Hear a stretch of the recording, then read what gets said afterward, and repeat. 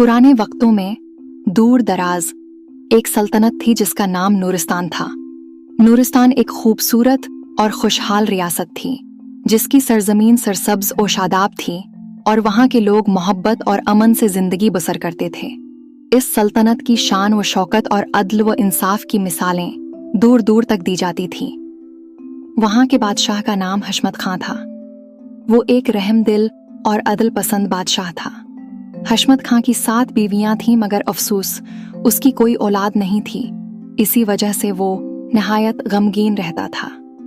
एक रात उसने ख्वाब में देखा कि उसने किसी दूर दराज के इलाके का सफ़र किया है और वहाँ से एक कीमती और हसीन पत्थर लाया है। उसने सुबह होते ही अपने वज़रा और मुशीरों को ये ख्वाब सुनाया तो उनमें से एक दाना वज़ीर ने बादशाह को उसकी ये ताबीर बताई। बादशाह सलामत, दूर दराज के सफर से मुराद आपकी जिंदगी के साल हैं जो आप गुजार चुके हैं, और कीमती और हसीन पत्थर लाने से मुराद आप जल्द ही औलाद जैसी नामत पाने वाले हैं। मगर क्या? बादशाह चीखा। मैं जान की अमान चाहते हुए आपको ये बताना चाहता हूं कि इस ख्वाब में पत्थर का होना अच्छी इलामत नहीं है। इसके लिए आपको किसी जादूगर या जहाड़ पुहूंक वाले से राब्ता करना चाहिए। बादशाह ने उसकी बात पर कोई खास तवज्जो न दी। वो औलाद होने का सुनकर ही खुश हो गया था। उसके दिन रात खुशी में गुजरने लगे और वो इस दाना वजीर की बात को हर तरह से भूल गया। बादशाह की 7 बीवियां ही खूबसूरत थी मगर सबसे छोटी बीवी बला की हसीन और सुघड़ थी।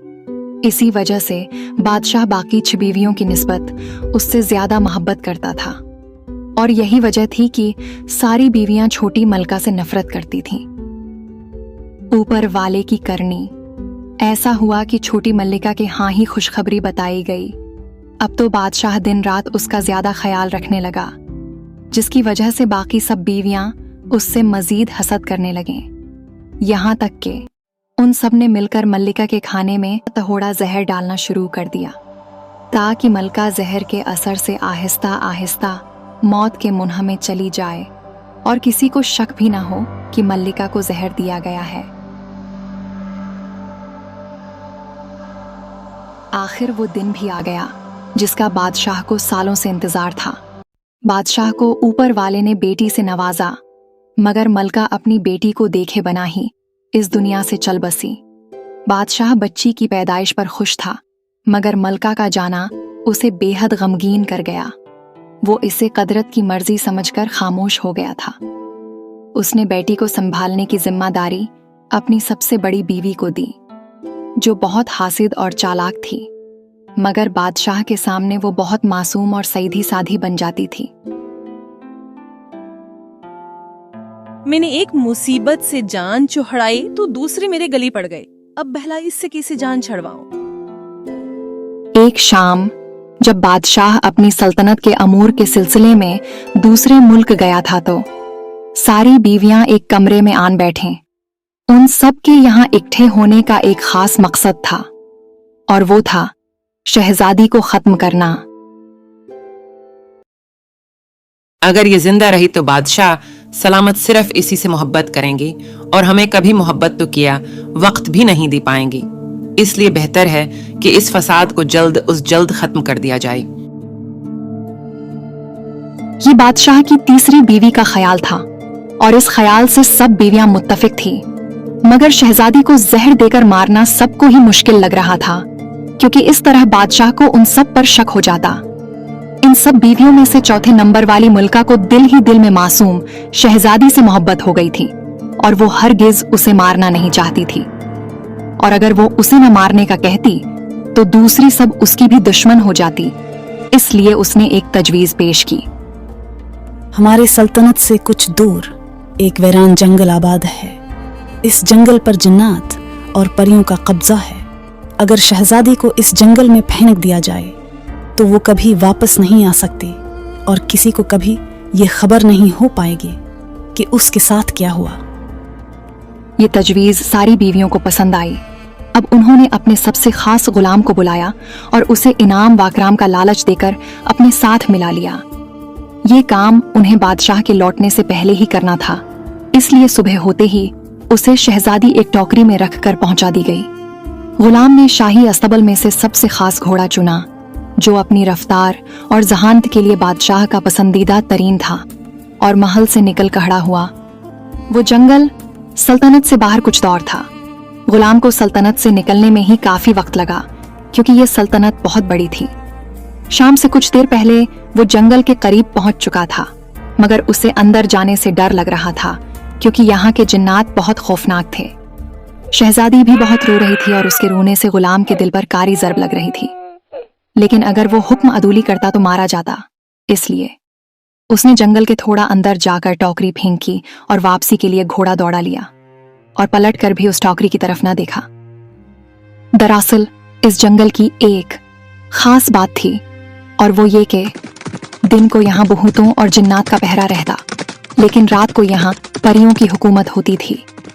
गुलाम ने शाम के आखिरी हिस्से में शहजादी को यहाँ चढ़ोड़ा था।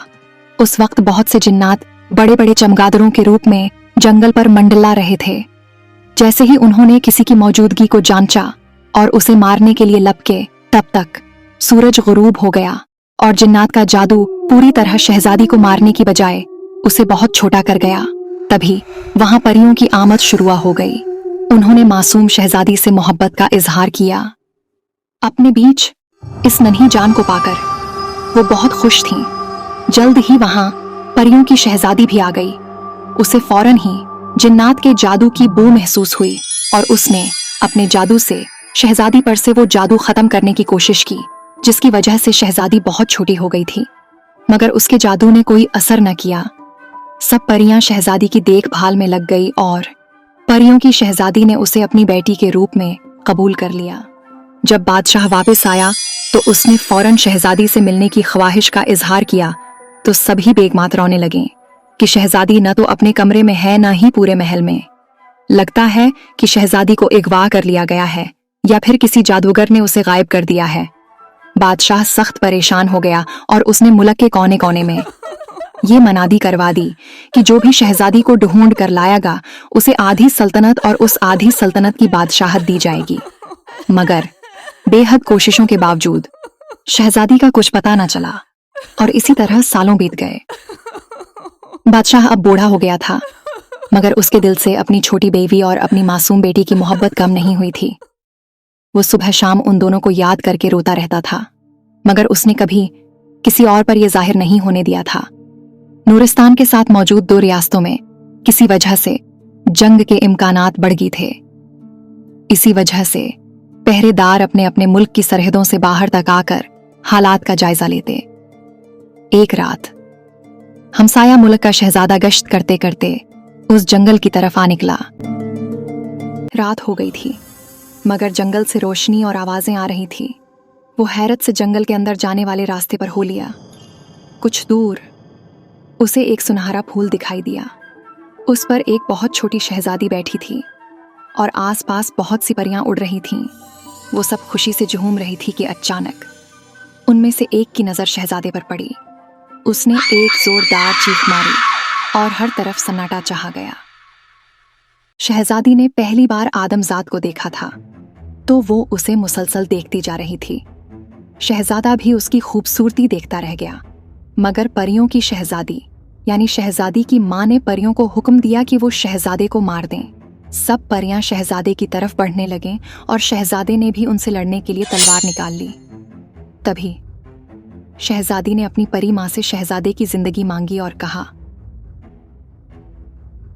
माँ, मैं जानती हूँ कि मैं आपकी बेटी नहीं हूँ, मगर मैंने कभी आपको इसलिए नहीं कहा कि कहीं आपको मेरी वजह से दुख ना हो। मैं एक आदमजाद हूँ और ये शहजादा भी आदमजाद है। मैंने आपसे कभी कोई चीज नहीं मांगी, न ही कभी कोई ख्वाहिश की, मगर मैं आज आपसे शहजादे की जिंदगी मांगती हूँ और मैं उसके साथ अपने जैसे लोगों में रहना चाहती हूँ। आप मुझे जाने दें, क्योंकि मैं अब यहाँ खुश नहीं रह सकती। पारी शहजादी को शहजादी की बात समझ आ चुकी थी। उसने शहजादे से पूछा कि वो क्या चाहता है। शहजादे ने भी शहजादी के लिए प्यार का इजहार किया और उसे अपने साथ ले जाने की दरख्वास्त की। परी ने उसे जाने की इजाजत दे दी। शहजादा शहजादी को अपने मुल्क ले आया और बहुत धूमधाम से उनकी शादी हो गई। मगर हर तरफ ये बात फैल गई कि शहजादा किसी जंगल से उसे लेकर आया है। दूसरी तरफ जब बादशाह की बड़ी बीवी बहुत सख्त बीमार हुई और इसकी चंद आखिरी सांसें बची थीं, तब उसने बादशाह के सामने अपने उस गुनाह का एतराफ किया जो उसने और दूसरी बीवियों ने किया था।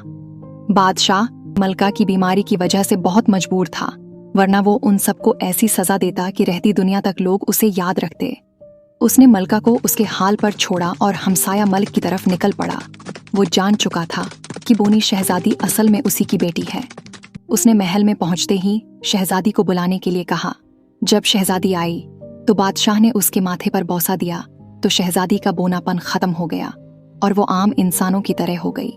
महल में मौजूद हर शख्स को यकीन हो गया कि शहजादी बादशाह की ही औलाद है। इस तरह बादशाह को अपनी खोई हुई बेटी मिल गई और शहजादी भी आम इंसानों की तरह जिंदगी गुजारने लगी।